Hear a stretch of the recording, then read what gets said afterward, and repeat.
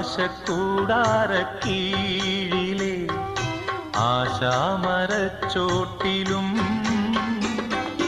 ഈ പാഴ്മുളം തണ്ട് പൊട്ടും വരെ, ഈ ഗാനമില്ലാതെയാകും വരെ, കുഞ്ഞാടുകൾക്കെന്നും കൂട്ടായിരുന്നിടും ഇടയന്റെ മനമാകുമീ